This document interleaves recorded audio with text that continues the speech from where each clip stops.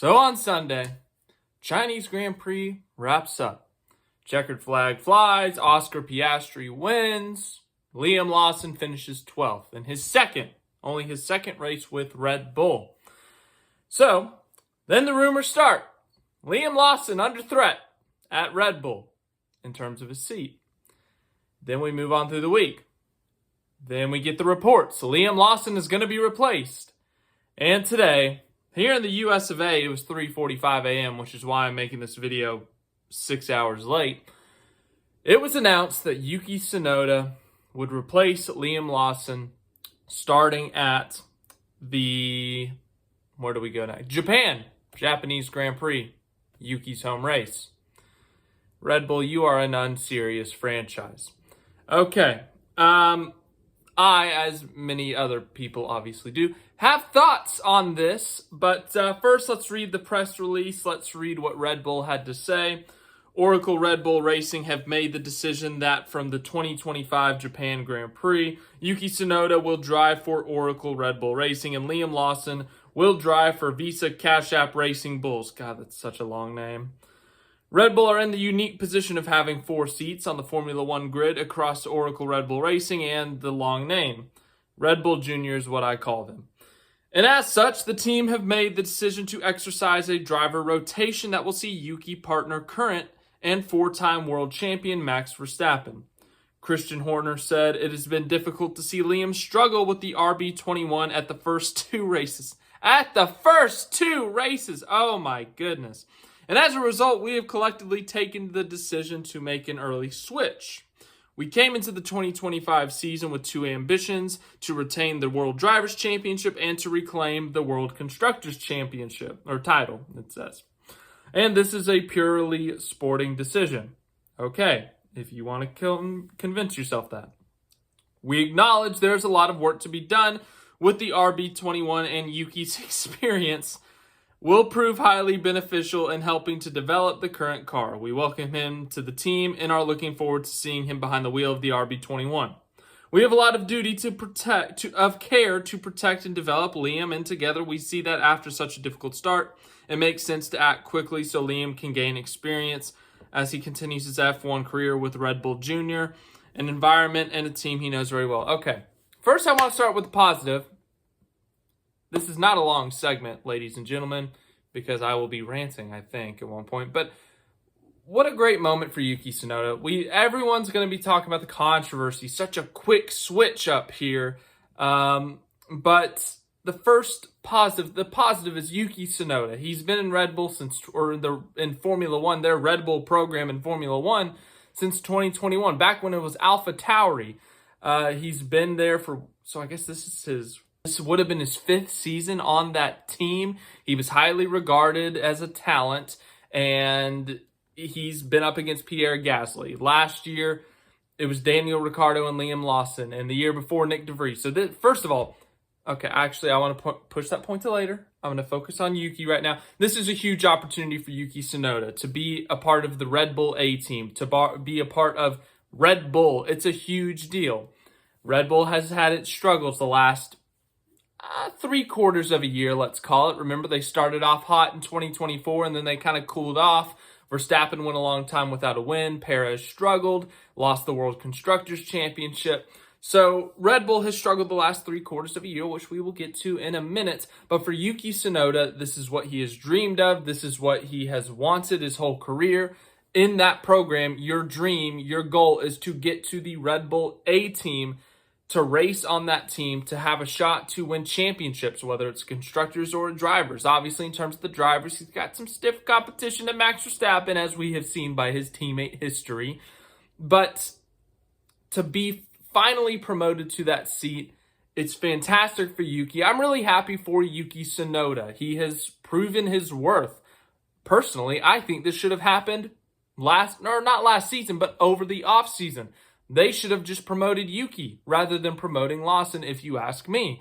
But anyways, really happy for Yuki Tsunoda. It's also a huge deal that it's happening at his home race, the Japanese Grand Prix, the last race with Honda at that team. So that's another big deal for them.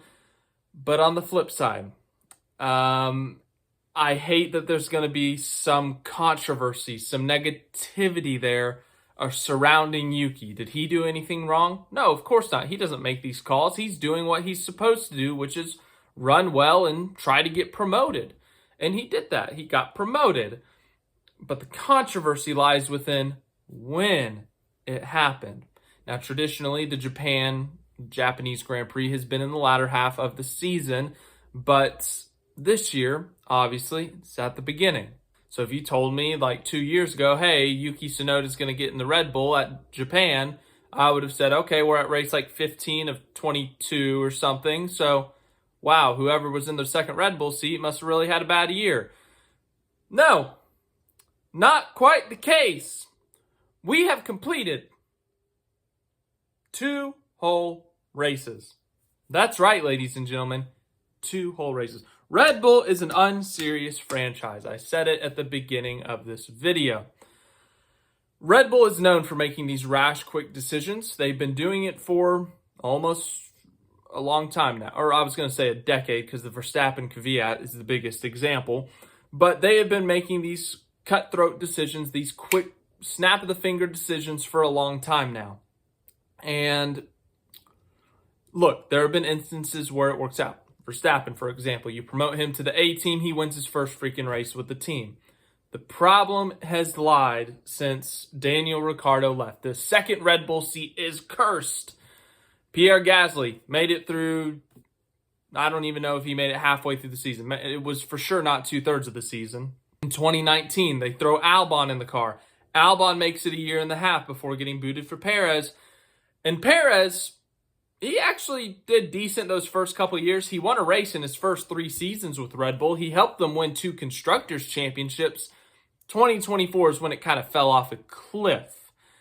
And then they add Liam Lawson. They decide to promote the guy who has a grand total of 10 Grand Prix starts in his career. They decide to promote him over Yuki Tsunoda, who has 4 full years of experience in Formula One and has done a good job of beating his teammates, which is the biggest measuring stick in F1. And they say, actually, Yuki, nah, we're good. We're going to take this Liam guy. So that is kind of the story of the second seat. Red Bull, in 3 consecutive seasons, has cut someone off before they get a chance to finish the season. 2023, Nick DeVries did not even make it halfway through the season at AlphaTauri before he got cut, which if you want my personal opinion, I think a driver, I know there's a lot of financial factors, and I know there's a reason I don't run an F1 team because I'm too stupid, but I would give someone a full season. Truly. Give them 1 full season to prove themselves. If you don't prove yourself, you're out. If you prove yourself, you're in. 1 full season to mesh, to gel with the team, to gel with the car, to figure things out, because I don't think what happened to Nick DeVries was fair. He did not get enough time to gel, to mesh, to figure things out with AlphaTauri. Then we go to 2024.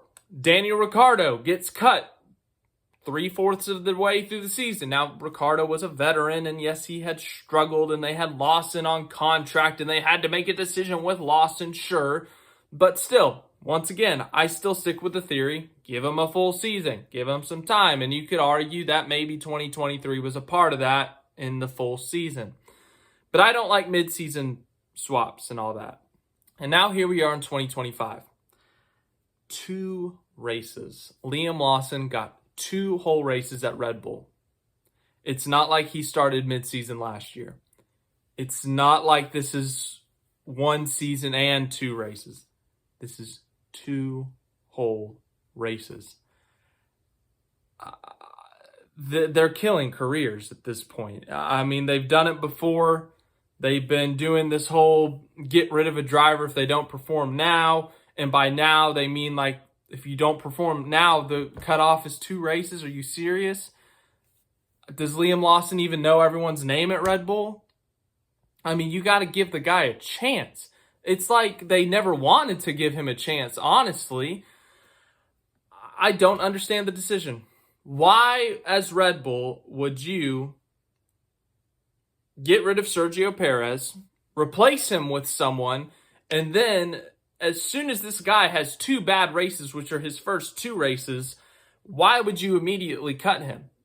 What is the point? What was the point of signing Liam Lawson to a contract or telling him he's in the Red Bull seat, promoting him to the Red Bull seat if his leash was 2 races? I genuinely do not understand this decision.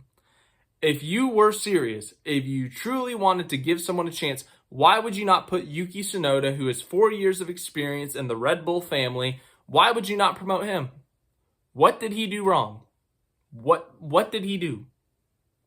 Why would you not promote him? He's done well over the past 4 years. You haven't cut him early. I don't understand it.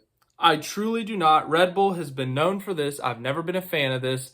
They have been chopping drivers off in the middle of the season, getting rid of people in their first season. Nick DeVries 2 years ago did not even get halfway through the season before he got fired. Lawson made it 2 whole races. It kills drivers' confidence. It hurts their resume. It hurts their career. They've done it. They killed Nick DeVries' F1 career pretty quick. I don't care how much he struggled. I don't care what he did in that. I mean, I care what he did. Obviously, it's a factor, but they didn't give him a chance. And now they're doing the same thing with Lawson. And what happens? This is the most common question I've seen. What happens if Yuki Tsunoda goes out at Japan, qualifies 17th, and finishes 18th in the race? What are you going to do then, huh? I mean, seriously, it's a valid question. What do you do when Lawson qualifies 11th in the Red Bull Junior, Yuki qualifies 17th, Lawson finishes in the points, and Yuki finishes 18th? What do? You got to fire Yuki? It's a valid question since Red Bull makes these decisions so quickly. They see someone suck, they cut him, they fire him, they demote him, they do whatever they got to do in their minds. What's the plan, Red Bull? They've been cutting drivers off their careers at Red Bull or AlphaTauri, whatever you want to call it. They've been cutting them off. They've been firing mid-season, and it just makes me so mad to see some of these young drivers with high hopes for a good Formula One career, and they get killed by Red Bull. It's annoying. In my mind, it's outrageous. It's dumb. It's a confidence killer for drivers. In some cases, it's a career killer for other drivers. And I feel really, really bad for Liam Lawson. I really do. To get promoted to that Red Bull senior team, to be told you're going to have a race car that's capable of winning races, contending for podiums, maybe even a World Constructors Championship. To be in that car for 2 races and get booted, I would hate to be Liam Lawson. That just absolutely sucks. He got a raw end of this deal. It sucks for him. I feel really bad for him.